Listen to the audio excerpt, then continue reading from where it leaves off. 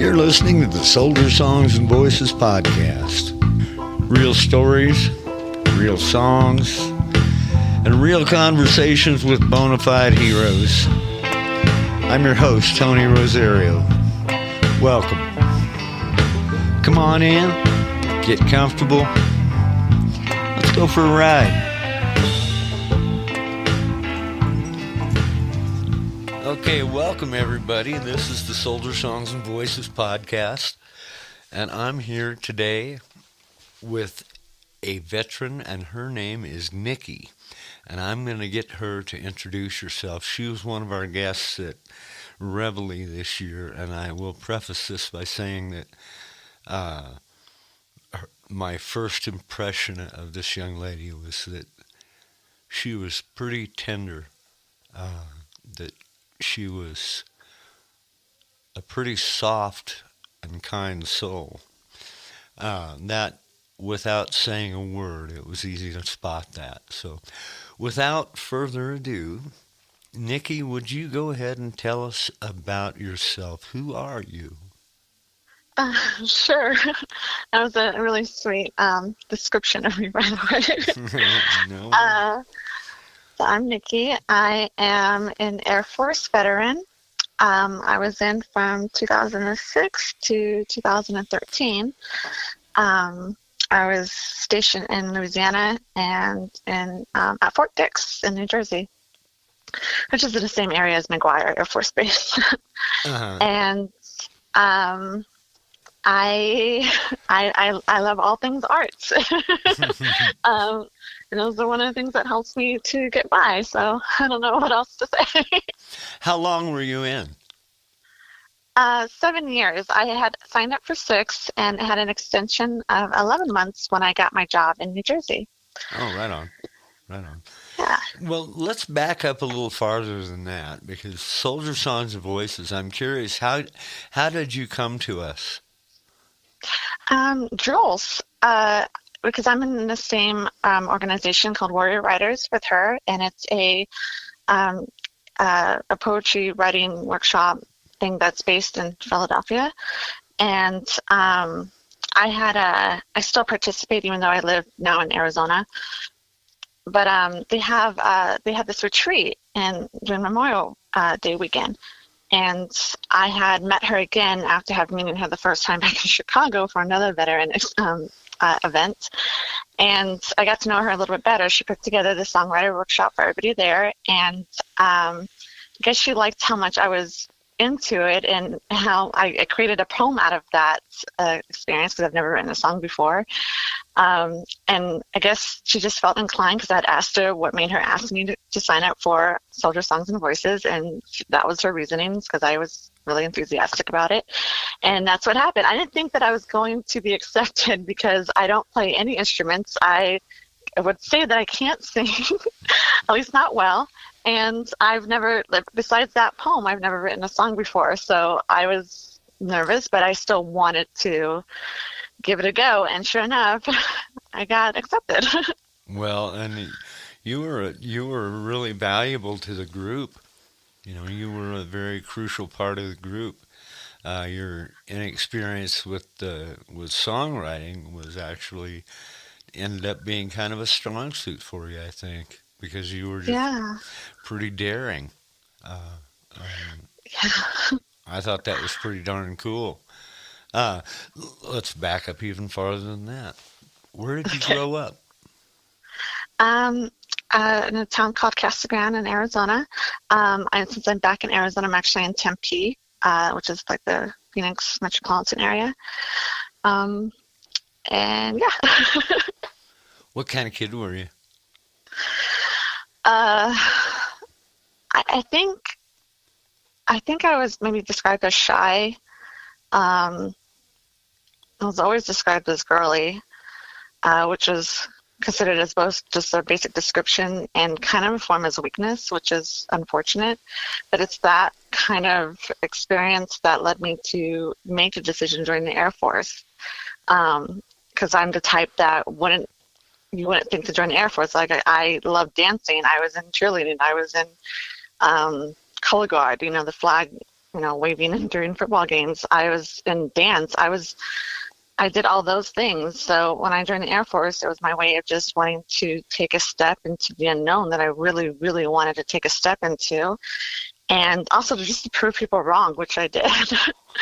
Wow. Yeah. Tell me about that. Tell me about what was the process for you getting into the military? Oh, well, my brother had enlisted before I did, and he is about a couple years older than me. But it took me about 3 years from when he enlisted until I did for me to like really consider that process. It was just because I saw him leave and go out, and that was, something I was interested in. But the part of being like told what to do and the authoritativeness of it all was not a selling point for me.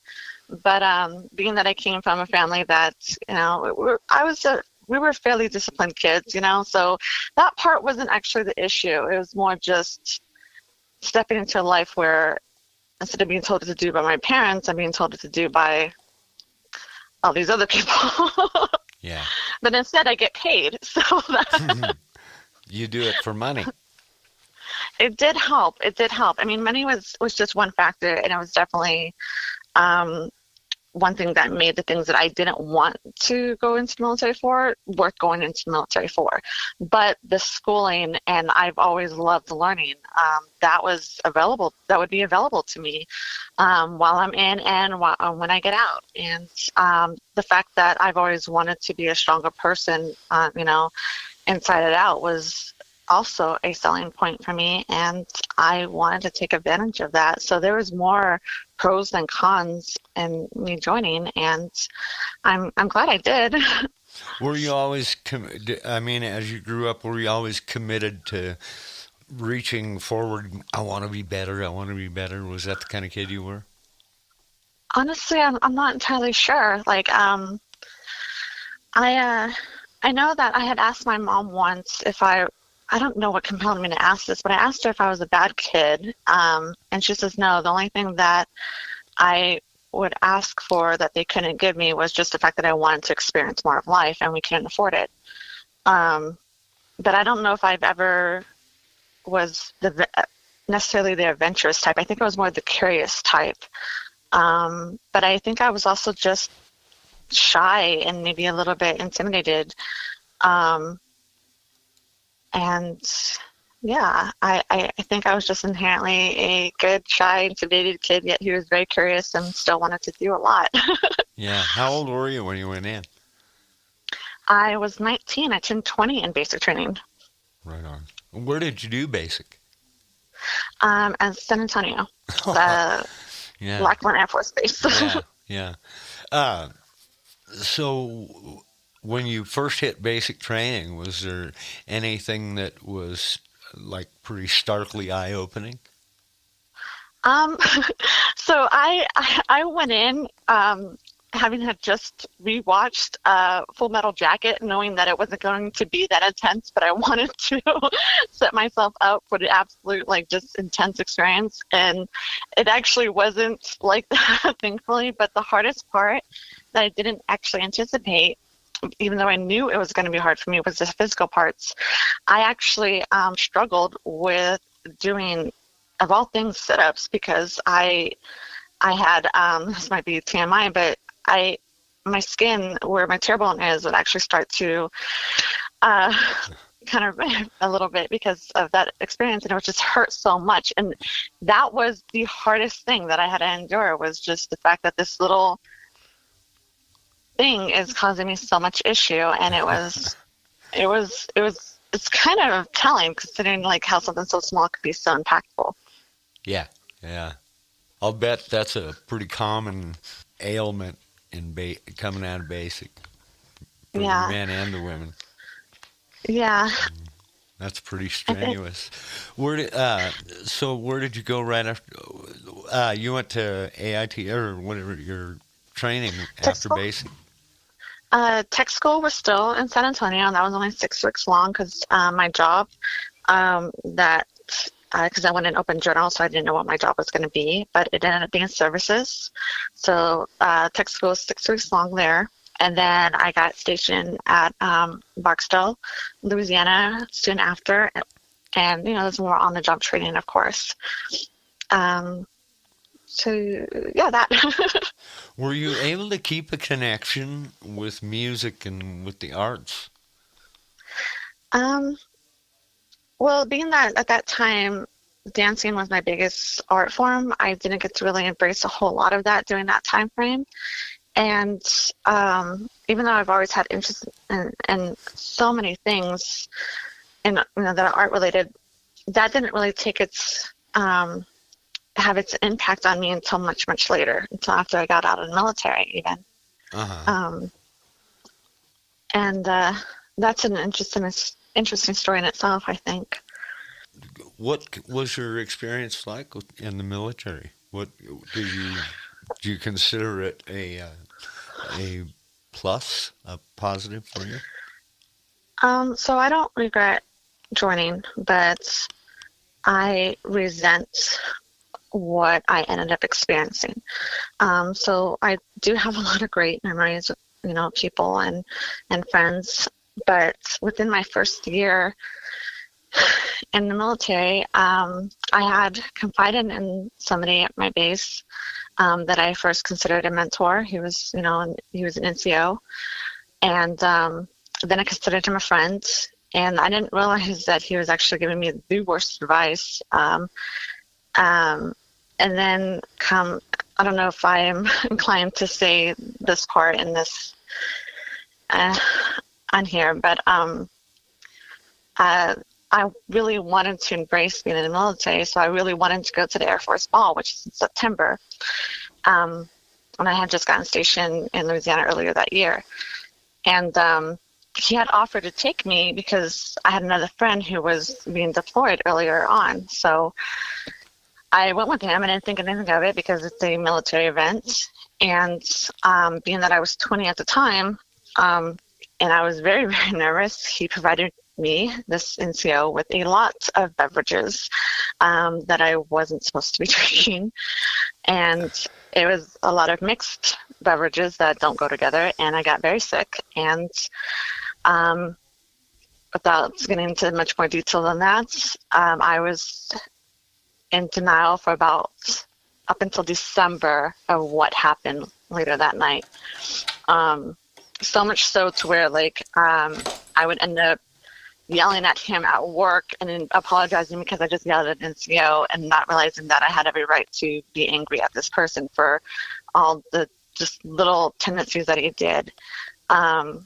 So come December, he had took it upon himself. He's also a married man with children, I should also acknowledge, to purchase me a diamond necklace. And that was my end point. So I ended up going to a chaplain who contacted a victim advocate person, and I set up a restricted report about this person. And the next year, even though he got switched to different jobs, he ended up being on a deployment that I went on that next summer, and I have now referred to him as my stalker / rapist. And because he in fact made that deployment very miserable, despite it being a deployment. I had no contact orders, against him 3 different times, in the next year. And eventually he just kind of disappeared. I don't know what happened to him. I don't want to know. I don't even want to say his name out loud to give him the cosmic satisfaction, because the things that occurred were just not at all what I would have expected in my first just couple of years in the military. So with that happening and just other experiences that followed that just weighed heavy, it took me a long time to realize that I was experiencing a great deal of depression and not realizing that that's what it was. Mm-hmm. So next time in, it's mixed with both. Like I'm glad that I had the opportunities that I had, but I have a lot of resentment too. Could have done without the pain. Yeah, that would have been wonderful. But Yeah, I know that I'm not alone in that, and honestly, that makes me even angrier about the whole thing. me too. And that's one of the reasons that I hope that our folks will talk about their experiences to some degree because we got to get stuff out in the open. The first order of business uh, is that women in the military are just as valuable as the men in the military, and they are not to be taken advantage of. That's No, got to be yeah. first. Another reason why it makes me just justifiably angry that obviously my story isn't the only one that's like this, but when I considered him a friend and a mentor, he had told me the story about when he was stationed in Japan, about how he had this girl that he mentored who accused him of, you know, of harassing her and, like, sexual harassment and everything. And he told me that story to gain sympathy, and it kind of worked at that time. And in hindsight, would have me thinking that this man is a horrible, repeated offender of the same thing. And even though I did a restricted reporting, I've dealt for a long time with guilt to the fact that I didn't do more because there's a chance he could have done it again. Yeah, yeah, So it took me a long time in therapy to acknowledge that that nothing that he ever did was ever my responsibility or my fault. that's right. The most crucial word in that equation is survivor. Yeah. You're a survivor, and that Yeah. is at the end of the day that is more important than anything else. Uh, I have a I have a feeling that somewhere down the road this character's going to get his just desserts if he hasn't already. I I could only Karma's hope so. karma's amazing. It's amazing, and it's sneaky. so, uh, Well, he was actually kind of sneaky too because his name popped up years later. Um, uh, and when I was going to school at Temple University in Philadelphia, this is after I got out of the military, and I was encouraged to make a LinkedIn because I was participating in a lot of things, and LinkedIn is like having your resume online. And I kept that up to date. I put down everything that I was involved in, including the Temple Veterans Association and all these other clubs and organizations I was really proud of. And I was really excited to be it because I love learning. I love being in a school environment. And I even put down when I was graduating the fact that I'm in Philadelphia. And LinkedIn lets you know who looked at your profile. And his name popped up. And immediately he knew, if you looked just even at the first page, he knew where I was. And I started to have kind of flashbacks of him just showing up the way that he used to. And I started having panic attacks that I could never experience before in my entire life. And this was actually following having lost my cousin to being murdered here back in Arizona. So there was a lot happening around that time that ultimately led to me dropping out of school. And yeah, so I kind of struggled a little bit around that time frame. Then I ended up deleting my LinkedIn account too, so that's all removed. So were you unfortunately, able to contact law enforcement at all? no, actually that thought didn't even occur to me, honestly, because I think I still reflect on time when I had dealt with them in the military that I didn't go to law enforcement because at that time, I don't know why, I just didn't want to believe that happened to me because in my childhood something has happened to me, and I didn't want to think that as an adult that I had more agency over myself, and I felt like I failed myself. So I didn't reach out to anybody other than a chaplain and a victim advocate person. So I think that didn't occur to me to do it that time. And I don't know if he even came anywhere near the area. I just didn't want to find out. So yeah, this story, like, because this was back in 2017, even though I had dropped out of the spring semester, I I had went to this other veteran event through Warrior Riders that I mentioned before, and it's sort of this kind of camp out thing, and that is where I started to do art. That's where I started to draw, and that, besides any medication that I tried to be on before, has actually helped me. Not to say that medication is bad, I just hadn't found what worked for me at that time. But that was the thing that got me out of my own head. And because there were maybe 2 times in the past 12 months before then that I had attempted to end my life. And art helps me, and it is still helping me. I'm going to ask a couple of questions, and it's not to wound by any means, but one of the things that I think is important is that the voices of veterans, especially veterans in crisis, need to be heard, because there are so many that can't find the words to describe that feeling inside themselves, and to the point that they stifle it into that act of finality. And so I think Yeah. it's real important. Where were you at when this, in your head, when this was going on, when you were contemplating suicide? Well, the first time within those 12 months was about September 2016, and I didn't realize what actually led up to that.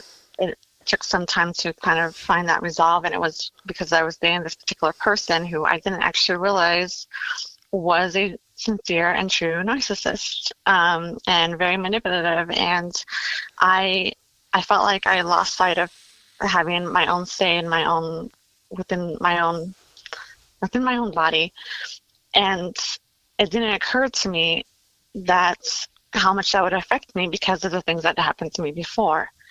And it caught up to me in a way that I didn't anticipate, and it was worse than I thought, than I imagined. Fortunately, I had ended that relationship towards the end of the year, and I wanted to give myself time to work through that. And then that's, of course, when my cousin was murdered in the most surreal and brutal way back here in Arizona. And that was, and even to this day, the trial still hasn't taken place. It's been pushed back all these years. And then of course the stalker found me on LinkedIn, and then I was taking classes because I was a sociology major. I was taking like death and dying and psychopathology and human sexuality. So all those things that I have interest in learning, because I've always been a type of person who wants to have more of an understanding of these things that are hard to want to even talk about and understand. And I wanted desperately to understand.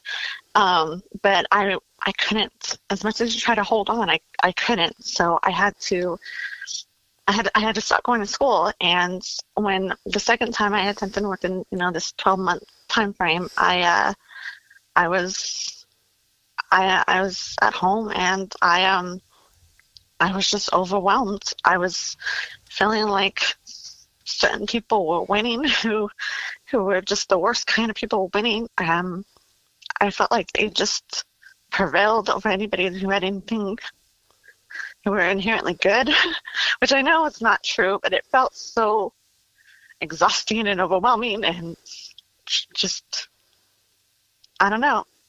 And I felt like I just didn't want to exist in this world, mostly because I didn't think I gave enough to it to begin with. I always, for probably my entire life, have always felt like like a burden to some degree, which I have mentioned plenty of times at the Social Songs and Voices retreat. But it was just, anything that I felt was just so convincing, and it's not that I felt like people who are, experience these things get a bad misconception from others that this is just being weak or selfish or anything like that, which I think is anything but. I think it's just struggling. Mm-hmm. with everything that hurts. And it's not that you want to die, it's that you just don't want to feel the pain anymore. Yeah. And that's what it was. And the person who has saved my life both times was my mom. Yeah, Mom. And she was my best friend and my biggest confident. I can't even think of my words, but she was just my everything. Mm-hmm. And I had lost her 3 years ago, which is why I had come back to Arizona to take care of her. Mm-hmm. And I lost her. Yeah. Although I should still say that she still saves my life even to this day, because after having lost her, I was experiencing, of course, grief, but it was so heavy. And I've always been the type of person who feels my emotions, which in itself has made people assume that I was weak because I would cry without any shame. And I still do, without any shame, really, when it comes down to it. But I felt everything, and I don't regret it at all. But because I made a promise to my mom that I would live, and I didn't even really mean to make that promise, it just came out. I held my mom in my hands, and I kept saying that I promise, just kept repeating it. And I realized what I was promising, and I am fortunately very stubborn. And I wanted to keep that promise, because the only thing she ever wanted for her kids was for us to be happy. And I want to do everything I can to honor that for her. Yeah. And it's definitely been challenging at times. You were carrying her spirit with you at Reveille pretty hard. Yeah, I was. And that's so beautiful. I mean, I was raised by a single mom. She was 17 when I was born back in the 60s. And now I've got a tattoo on my forearm. It's the only tattoo I only woman's name I have on my body, and it's just my mom. It says Mom on her name. Mm-hmm. That spirit's That's always nice. there. It's always there. I mean, it never leaves. One of the things I'm so grateful for is that I don't think anymore about my mom's influence. I am her influence. You know, I'm the product, and she did a good job, man. It worked, and the same with your mom. It sounds like she, her mojo stuck, honey. Yeah. Yeah. She's all She was over also you. very stubborn. Hey, man, that's okay. I'm Puerto Rican, and I'm of the firm opinion that if they dig deep enough into genetics, that I'm Puerto Rican. My mom's Irish and Indian. I just think that if they dig deep enough back into the genealogy thing, that they will find that Puerto Ricans are somehow related to mules. Incredibly stubborn. I think that's a gene. I see what you're saying. Yeah, I think it's a gene, and I think it's shared in some cultures. I think it crosses from animal to human. Yeah. I've been accused of that myself, but I wouldn't believe it for a minute. Yeah. Well, so tell me about when you got out. What was it about the arts that and drawing specifically that really grabbed you? Oh,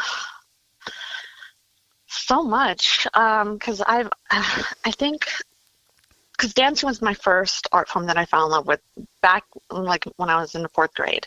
I loved watching it. I loved being a part of it. I loved everything about it. It's just the literal energy, and then just the spiritual energy of it all, without even me acknowledging that it was even spiritual.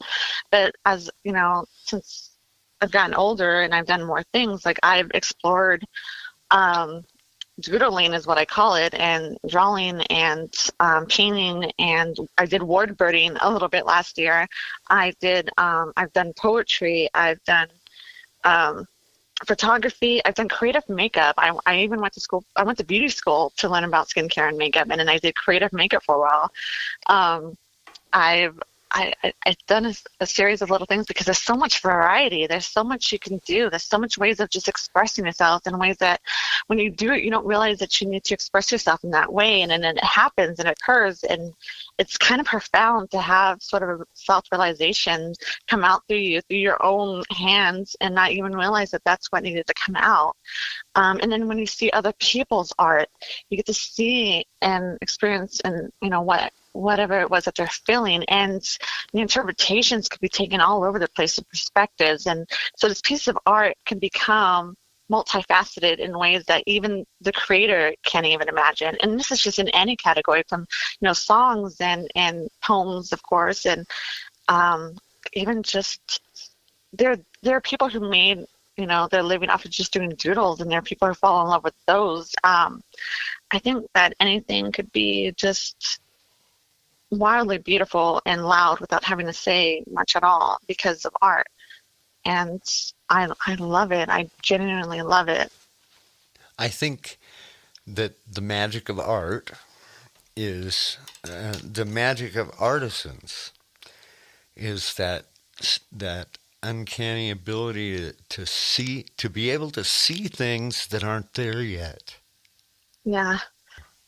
Yeah. I was in Switzerland and I lived over there for a couple of years. I was working with a recording artist who was also a quite prominent artist and sculptor, and he was quite active and taught art classes in the studio below us and that type of thing. And one of the things that occurred to me is that artists see like I hear. Oh, yeah. They they see what's in front of them like I hear music. Yeah. They see it for the color and the timbre and the dynamic and Yeah. yeah, and it was really kind of an eye opener for me to come to that, to see that artists in our own mediums have the ability to see what has not been created yet.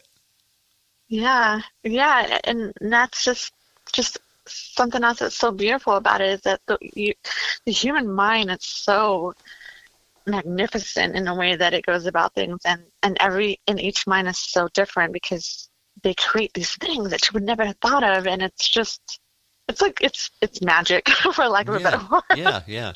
yeah. And each of us, you're right. Each of us is in each mind is individual, and I think that's one of the things. We bring that to songwriting too. That each of us is an individual and has our own voice, our own capabilities and tendencies that are just as unique as our fingerprint. Yeah. And it's kind of cool to I always tell people, especially in singers, when I'm working with singers, forget trying to sing like somebody else. Don't worry. There's already 1 or 10 100 of those. Uh, where's your voice? And sing the way you talk. The same way you would talk if you were in a conversation. Give yourself that fluidity that you have in conversation, and also in writing. Yeah. Give yourself that. Uh, you don't have to be anybody else. You don't have to Yeah. write anyone else's story or be anyone else. All you got to do is put the pencil to the paper and let your arm do the rest. You know, Yeah. your mind will create beautiful things if you just get out of the way, and that's how it is. I've heard so many artists say, I say, how do you do that? You say, well, they say, well, you just kind of start in and get out of the way. Yeah.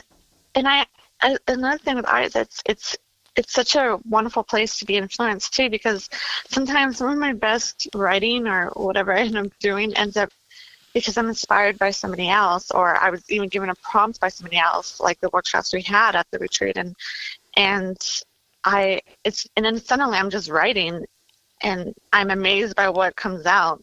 Mm-hmm. I I'm still the utmost humblest person and say that it always needs work, Yeah. I, but I'm I, always grateful. I say this often, your mind's a lot faster than your brain. Yeah, yeah, Yeah, and if you there's a lady, her name was Natalie Goldberg. She wrote a book called Writing Down the Bones. And her premise was that you just put pencil to paper, start writing, don't worry about punctuation, don't worry if it makes sense, don't worry about anything, just write. Let your mind put the words on paper. You can be the editor later. And that's a whole nother thing, there's you get to wear two hats. You're either the creator or the editor, in yeah, songwriting. And when you're the creator, man, it's time to rock and roll. It's not time to be thinking about stuff, second guessing stuff. Just roll. yeah. I need to read that book because one flaw that I would say that I have, that I would also argue isn't always a flaw, but in regards to things that are art related, is my ability to overthink. So, Yeah, yeah. And unfortunately, with overthinking songwriting, quite often is you end up with a blank piece of paper.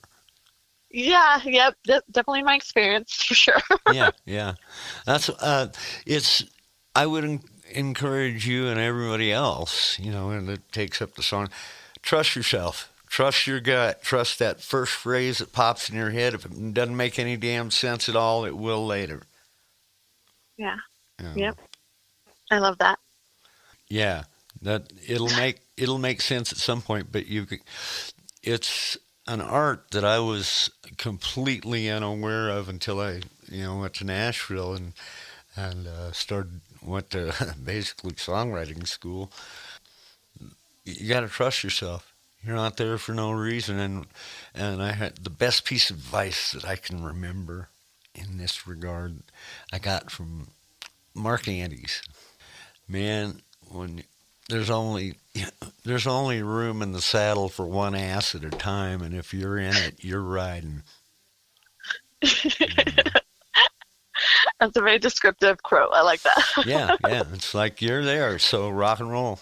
You don't get Yeah, to qualify or quantify. You can't sit there and pick it apart before you even create it. It's like trying to eat the cake before you bake it. yeah. Yeah, yeah. Man, you were doing some stuff down there at Reveille this year. I hope you've continued writing. I hope that you've continued writing. I have written some things. I still set myself up for my own intimidation where I kind of hesitate. But I since I do rec therapy at the VA, I actually just recently signed up for the next session of doing guitar and ukulele, Nice, and I'm gonna nice. hopefully stick to my goal into like learning to, and be like accountable of learning guitar and everything, because you guys have gifted me this beautiful guitar that I have still been intimidated to use, but I don't want to not use it because that's the whole point, is to have it and use it, and I want to do that. So that's the next thing. And I have been practicing even singing. Oh I'm not there yeah. yet, but that's definitely something that that's easy to kind of do at any time, you know? So that's what I work on. Those are those things. I make a joke a lot of times on stage, I'll tell people to be gentle with me. I'm a delicate flower. Uh, but you really are kind of this flower, man. You've got these uh, petals of interest and dancing and art and music, and that's where your life wants to. That's where you're taking your life to. That's pretty damn sweet, kiddo. That's pretty damn sweet. And your mom has to be just over the moon proud that that's the Yeah, legacy that she passed. She was always my biggest fan, so much so that if I made a piece of art, she would claim it before anybody else. Did I have to ask this because my mom did this? Did she ever embarrass you? Oh my God, all the time. She took great joy in that. Oh yeah, yeah, yeah. But she had such a personality. 'Cause I would kind of describe her as being so. I would describe her as a one-woman audience because her voice just reached, and she was loud. Her laugh was contagious.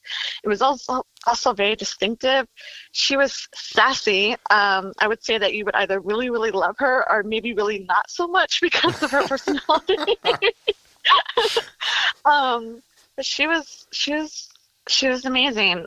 She wasn't perfect by any means, of course, but she was my best friend, and I mean, obviously, I love her. I always love her. She's But right she there with definitely you. helps me. Yeah, I am. It's funny just that you said flower because that's my favorite thing to draw and paint are flowers, and I have my unicorn tattoo in honor of my mom, and it's surrounded by flowers because she loves flowers too. Yeah, yeah. Of course, I mean, who doesn't love flowers though? I'm gonna take another step. It's the what I was going out with you become that thing. It's like the memories aren't outside anymore. It's not like something I recall in my brain pan. It's something that it's it's in the middle of your spine. It's in your skin. It's that memory of those cherished loved ones is in your body. It's not just in your mind, it's in your whole body, and it's in your every minute of experience and how you deal in the world. And I'm Yeah, so grateful for the goofy, crazy person my mom was. She was yeah, nuts. She was out of her damn mind. Uh, and I'm so grateful because yeah, look what she did. You know? And and in your case, it's pretty spectacular, pretty amazing. How is life going for you these days? What's going on? um, I keep busy with a lot of well, veteran-based stuff, as it turns out, because I have mentioned, before that I through the VA, I'm a part of rec therapy, and I've been a part of it about a year or two. And I had started with adaptive sports at rec therapy back in the fall, which I'm currently in archery right now, and I'm loving it. Uh-oh. um, the Okay. I am surprisingly good at it, but I'm loving it. Um, and then there's an adrenaline therapy program that started a year ago with the VA that I had only been in for about. I went twice, and it's like taking ATVs out into the desert, like to the parts of the desert you could only go to with an ATV, and it's beautiful. Like I've never been a fan of beige, so the desert was never really my favorite, atmosphere. But I still appreciate that Arizona has some really gorgeous parts, and it's great to be a part, like see this parts of the desert that I wouldn't have seen otherwise, and they're just really gorgeous and it's lovely. So I'm loving that experience. And then I'm also part of the Arts and Service program at the Mesa Arts Center, and I'm currently in photography right now, film photography, and oh, and there's a program called Heal Her Art, which is a once-a-month painting program for women veterans. It's free. And probably some other things. I'm constantly trying to find things because it helps me to get out of the house because, for a while there after my mom passed, I would describe myself as basically agoraphobic. And at this point in time, I just want to do more things that motivate me to leave the house, and these are those type of things that are doing it, and which is another reason why I was intrigued by applying for Soldier Songs and Voices, the retreat. And I love experiences like that. I'm always nervous and I always feel anxious, but the anxiety that I have that could draw on a panic attack, I don't want it to keep me in that state. I want to go up the river against it, and if it still occasionally comes, then it doesn't have to be so, what's what I'm looking for? It doesn't have to weigh me down so much to the point to where I stay there, if that makes sense. Yeah. I just had this little flash of real warriors through history that did it through beauty.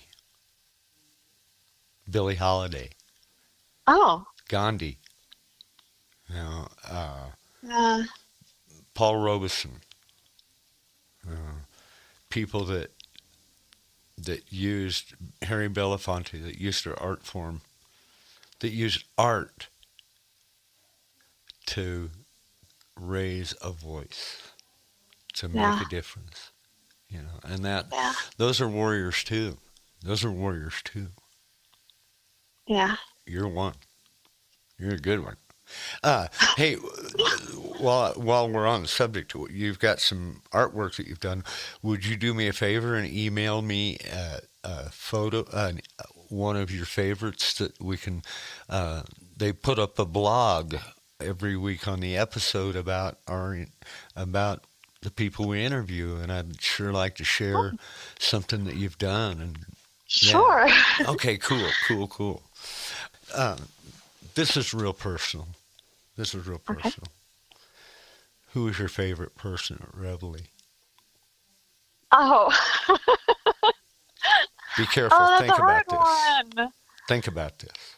Oh, that's so hard because immediately I want to say Jules because she's the reason why I was there, and she and she's just so much fun. She's such a personality. But then there's so many people that I met there, yourself included, that just I can't pick a favorite person. I'm gonna say you if that makes you feel better. That's the right answer. That's I the can right hear you. answer. No, I'm Of just course, kidding. of course. I'm just teasing you. But that's a hard thing to answer.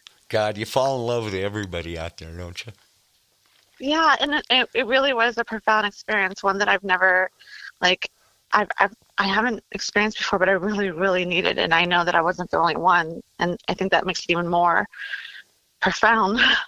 You know, I could start a sentence. You know who really got me at Reveille was, and I just have to go around the whole damn thing. I mean, what was it, 30, 35 people or whatever it was, you know? Yeah. Because everybody got to me. Everybody impressed me with the breadth and the Yeah. magnitude of their spirit, which is, you know, why I'm so drawn to veterans, with people that without even knowing it, really realizing it, that have these gigantic spirits, fearless, and I'm in awe of that. And I literally, and I've said it before, my father told me often, he was a Korean War vet. The only reason you're here is because a bunch of soldiers took care of business. Yeah. He made it pretty clear. We're Of the significance, yeah. Yeah. So, hey, we're getting down to it here. I want you to do something with me. We're going to try to write a song. Okay. So, I'm going to shoot you a lyric, and I want you to tell me what that makes you think of, where you would go with it. Okay. Someone to hold when my weakness comes on strong. Oh. So, what I think of, I think of my mom. I would have said for the longest time that my love language was physical touch, because one of my favorite things about going home on leave or whenever I come to visit was to lay in bed with my mom, and we'll watch TV, movies, and we'll just exist there and make jokes, laugh, but I get to just be next to her, physically next to her, and that was my favorite thing. And being that I mentioned that she has saved my life, which is very, very true in so many ways. She would be the person that I would hold on to, even if I couldn't hold on to her physically. So someone to hold when my weakness comes on strong would be my mom. There you go, And, man. Good one. yeah. Good one. That's beautiful. I wish I could have met your mom. She sounds Yeah, like a hoot. she would have loved every single one of you without a doubt, just for the mere fact that I experienced even a measure of joy that that I got out of being there. Because Would she have tried to my feed us all? she, Is that the kind of mom she was? um she would have found a way to feed everybody. Yeah. She could cook, don't get me wrong, but it was she was definitely somebody who held things together, and I don't think people realize that, especially in my own family. Like I think my uncle had said that she was the glue, and I don't think anybody realized that because she did much more than people realize that she did. So she would have done something for sure, but I think just her personality would have been contagious and just fun. She would have been just fun. Uh-huh. Yeah. Well, let's find another one here. Let's find another one. Okay. I've got scads of these things. The only problem I've got is they're in 100 different notebooks. So I just kind of, it's a crapshoot. I just reach down and grab a notebook and go for it. Okay, this one's kind of spooky. Lines on his face, pains he can't erase in a lifetime of living behind shadowed eyes. Whoa. That sounds like someone with a past that is hidden underneath or maybe even buried, but exists because it can't help but not exist. So it kind of feels like it's a human experience. I don't know if that makes if I'm trailing off too much, but No, go deeper. um, That is a so human experience. You know? yeah, I think because human society, like we have been, for the longest time convinced that holding it in and is a sign of resilience is what makes you strong is when you don't acknowledge those particular emotions and what we've come to realize through the study of psychology or just people is that the strongest people are the ones who are able to talk about it and embrace those things and even experience those emotions when they happen. You don't have to stay there, but to experience them. And I still think there's plenty of people who don't believe that to be true. I know that my own brother has considered me, I think he considers me weak, my older brother, because of the fact that I am so honest about how I feel about things. And he is the type of person who, and it works for him, but he goes to the gym and that's his thing. But I think I still would argue that there's a lot of things that he needs to work through, and no one can lead him in that direction unless he wants to. And I feel like because of that notion and that cliche, especially with men, they tend to have things being buried underneath and hidden underneath, and it resonates in different ways, whether it's lines and stress on your face, whether it's deflecting, whether it's carrying on abuse that you got from when you were younger, and then you take it out on those who are younger. And it's not always the case. It is not always like abuse. It's just some faceted way where it channels itself in a different direction. And it stays with you because you never let it go. You never let it outside enough to let it go outside of yourself. Yeah. I'm sorry. I think I went off. No, you're bringing up some real valuable stuff. I mean, my dad, I have mentioned before in the other episodes, my dad was a Korean War vet, a combat vet, and he was a mess. He did the best he could, but he was violent, he was addictive, and that was never discussed. So there's a couple of things here. One being is that men and women are different animals. And when it comes to processing, quite often, vulnerability especially. Yeah. And men haven't figured out yet that that it isn't too smart to castigate women for the qualities that we lack. Well, Yeah. that's a bullshit notion. It always has been and always will be.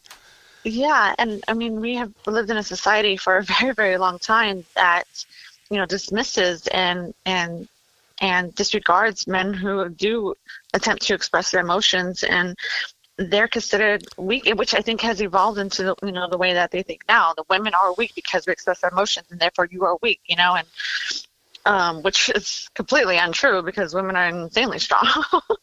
Yeah, yeah. um, and Well, I can't even remember who the quote's from. There's some author talks about, the idea of male superiority is a joke. We aren't. Yeah, especially in there's a lot of societies in like the animal kingdom where it's a uh, not a patriarch but I can't think of the word. It starts with an M. Matriarch. Matriarchal. Yeah, yeah. That's the society that's running like that. That's how it operates. Like people think of like the lion kingdom as being a male-dominated like force, where it's actually the lioness that have Yeah. more of the control and say. And it's just humorous where we kind of we we don't always have the perspective of understanding to know more about something than we do. And I think one of my favorite things about this world is that perspective is everything.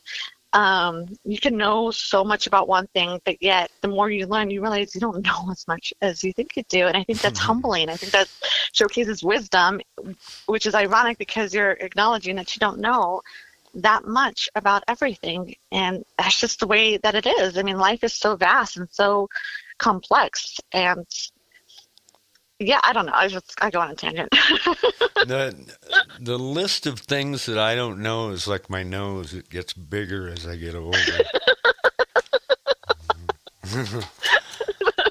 That's one way of looking at it for sure.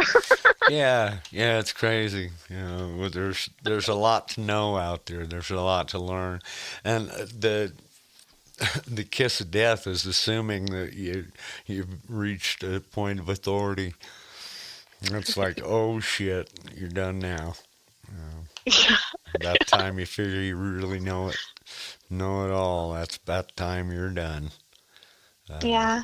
Yeah, I was gonna say it says a lot for a person who learns from their past and they're constantly evolving. And so you may have said that you know everything, but then later on you're acknowledging that, hey, I learned that I didn't, and that's okay. yeah, yeah, absolutely. I'm constantly reminded, especially when it comes to my kids, about how strong I was in my opinions at their ages, and how convicted I was to my stance, and how Yeah. at 65 I look back and I go, oh, God, that was about as important as wilted carrots. I love your use of words. You're definitely a songwriter. Well, I've been accused. I have been accused. Yeah. I try to keep a low profile. May I say one more thing, if you have time? Yes, ma'am, please. So I had mentioned briefly about how for the longest time I've considered myself a burden, and I have made, that be known when we were at the retreat. And I don't know, I just couldn't help but think about myself being a burden because it was around my birthday time, and I didn't want to bring it up because I didn't want to take any tension away or have people feel obligated to even bother. But after I left the retreat, and it was a really profound moment, I think at the end of December, where I realized that I haven't thought of the word burden with myself that entire time. And I still don't think of myself now as a burden because of that retreat. Uh-huh. And I just wanted to share that, and I hope that other people who were there know that this in itself is a really big gift, and I'm very, very grateful for it because I was convinced that I was, and I don't feel that way anymore. A burden is the drunk that rear ends my car. That's a Yeah, burden. yeah, that's a burden. You're a blessing, man. You're a blessing. You're a pleasure. And likewise. Well, listen, man, we're going to get out of here. Guys, I've been with my guest, Nickie, and I'm not even going to ask your last name. This has been my friend Nickie, and she's an Air Force veteran whose story is valuable, and I hope you enjoy it as much as I've enjoyed our conversation, and I hope you'll enjoy it. And check us out at soldiersongsandvoices.com, and we'll see you next time down the road. Thank you. Nickie, thank you, and we'll see you soon. Yeah, thank you. Bye-bye, honey. Love you. Bye. We truly hope you've enjoyed your time with us today at the Soldier Songs and Voices podcast. If you want to know more, just visit us at soldiersongsandvoices.com. Sign up for our newsletter. Stay abreast of all the comings and goings at soldiersongsandvoices.com. And whatever you do, be good to one another. We'll see you next time.